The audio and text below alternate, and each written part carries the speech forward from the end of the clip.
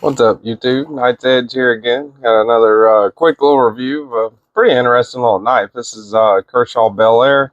Here's the channel info, in case you don't know already. Hit the like button, really helps me out. Subscribe to the channel if you want more content, if you like the content. And also my Instagram, TikTok, email, all that stuff's down below in the description if y'all want to check that out. Best way to get a hold of me would be email or Instagram DM. So this is another one courtesy of Stephen Weigel, and shout out to him and Dominic. Little shout out there because I know that he was gracious enough to let me borrow one of his babies here. And this is the Kershaw Bel-Air. Pretty excited to review this one. Really excited to get my hands on it. I like this knife. Really super duper cool knife. Go ahead and get into all that. Let me go ahead and get the specs out of the way. This thing came out like maybe a year ago. Or no, not a year ago. Shoot, earlier this year, I believe.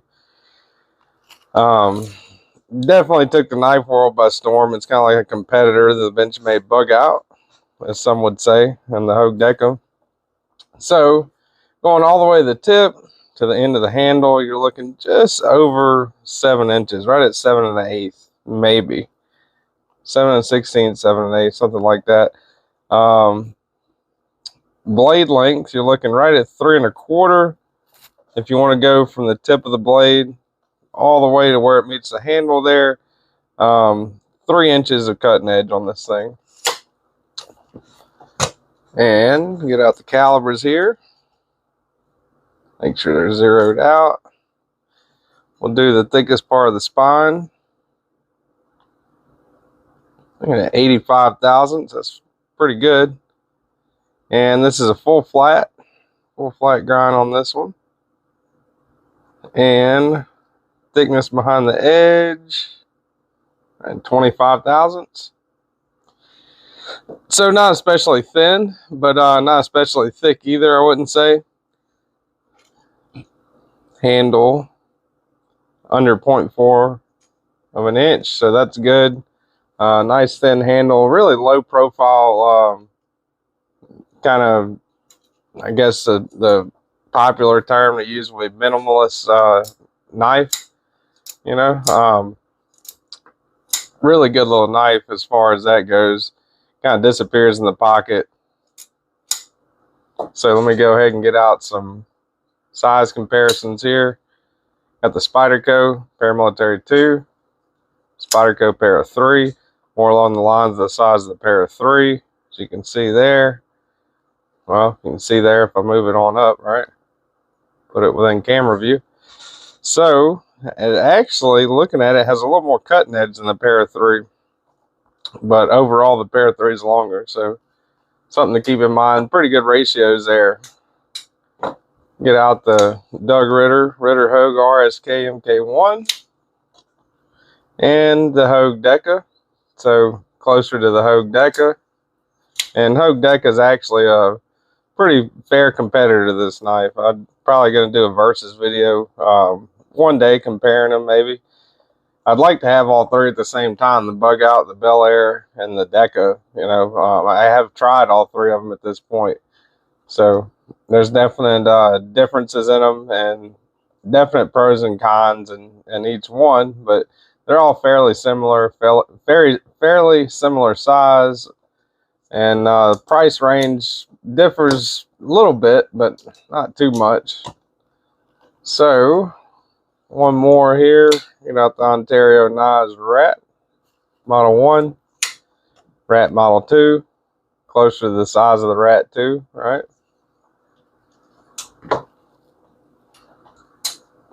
Get the scale out.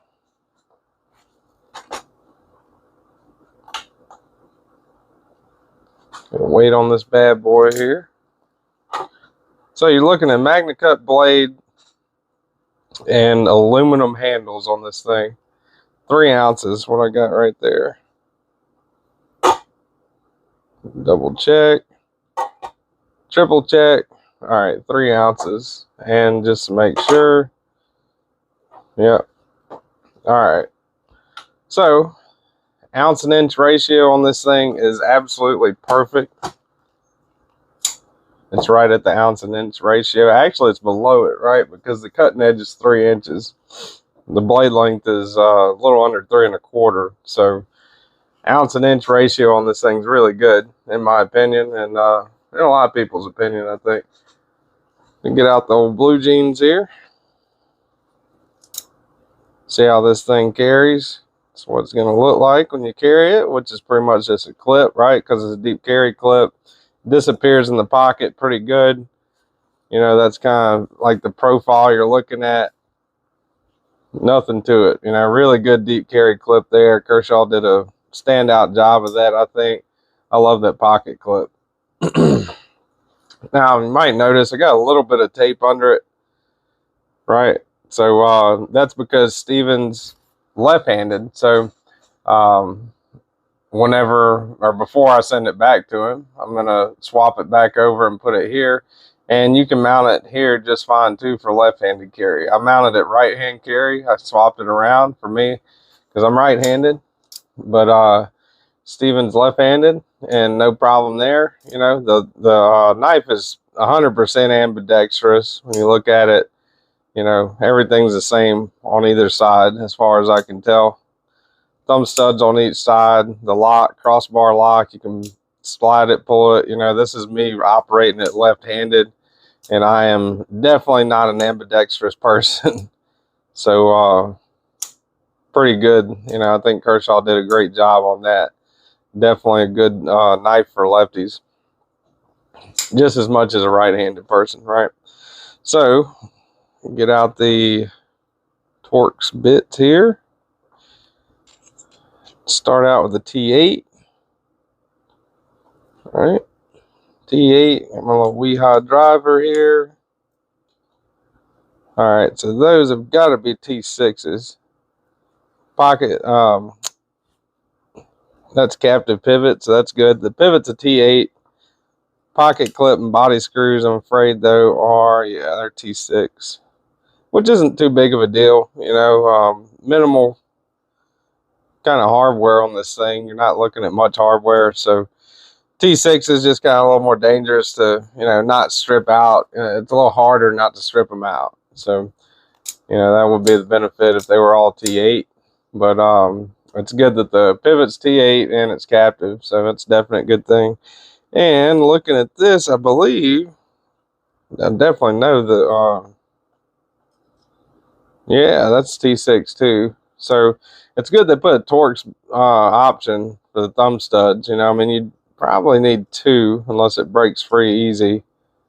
So it's got a spot for a Torx on each side, right? But you can remove the thumb studs, which is good, especially if you use like a KME or a slide rod fixed angle sharpening system, right? So whenever you're sharpening it with like a KME, TS Prof, something like that, you're kind of sliding back and forth, and the tendency is to kind of scrape against that thumb stud, kind of scratching that up. So it's a good thing that it's removable. It definitely helps out a lot in that regard. And, you know, probably I haven't tried it with this one, but it helps out hand sharpening too, I believe. You know, I would think I would probably remove the thumb stud if I was hand sharpening. All right, so that's pretty much all the specs on this thing that I got. Looking at it, like I said earlier, I believe you got MagnaCut blade, black wash, stone wash, really pretty blade. It's kind of like a drop point, Warncliffe, you know, drop point, I guess. What would be considered a drop point? Not exactly sure on that, but I would say it's pretty close to what a drop point is. Beautiful blade. Little jimping up top kind of helps with comfort. As far as materials go, you're looking at MagnaCut, CPM MagnaCut. Don't know what they heat treated it to, and aluminum for the handle, and this kind of cream, I don't know, kind of cream light gray color. You know, don't know exactly what to call that color, but it's kind of like a light cream, light gray color. You know, nothing wrong with that. Kind of a neutral color as far as that goes, and it kind of goes good two-tone with the stone wash, the black wash on the blade. And this is Cerakote aluminum too.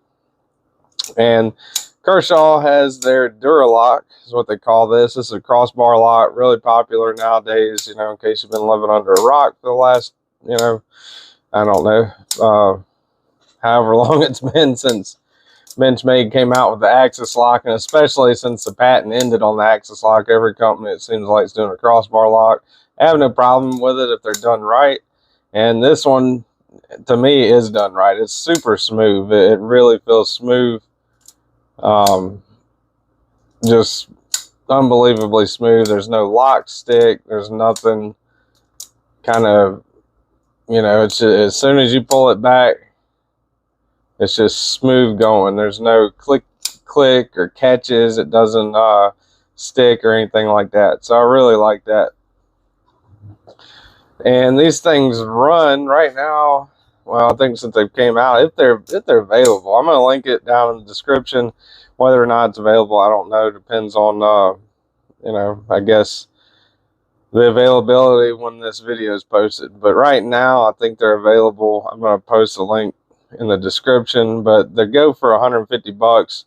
Bug out, you're going to get probably, I don't know, I think for aluminum handled and MagnaCut bug out, it would be a lot more than what Kershaw is charging for this. Now, this is a USA made Kershaw. This isn't one of the Chinese Kershaws, so that's a good thing.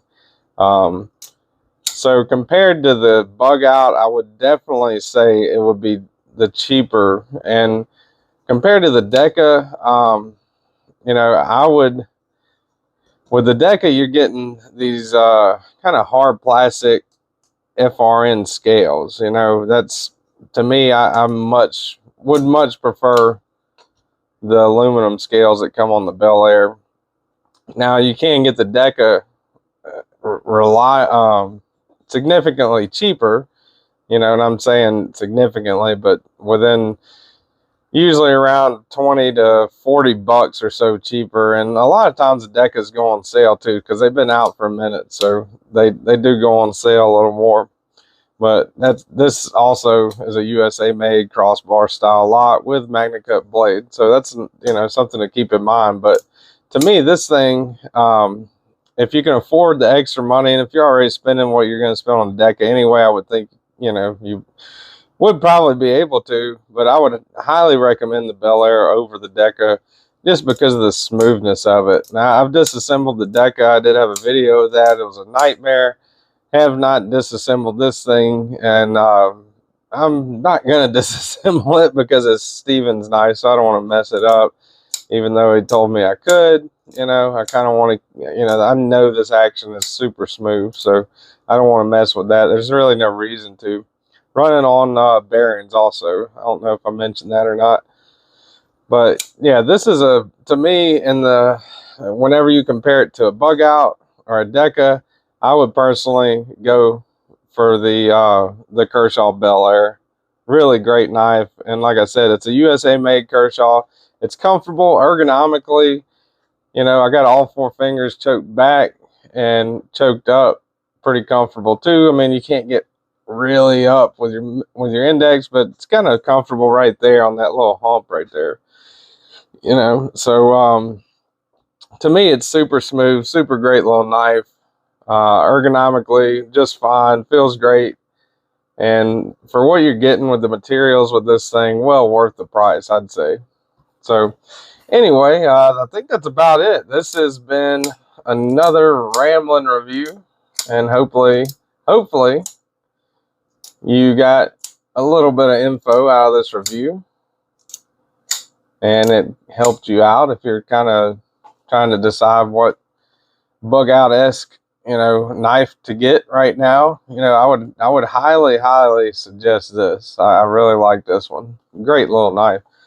So anyway, until next time, guys, I appreciate y'all watching. Appreciate everybody that's subscribed to the channel. It really helps out. If you're not subscribed, please hit the subscribe button and hit the notification bell, hit the like button. Really helps me out with the YouTube algorithm. Appreciate everyone that's been so supportive of the channel, including Stephen Weigel for sending this awesome little knife along for me to check out. And until next time, you have a good evening, morning, night, whenever it is you're watching the video, and stay sharp.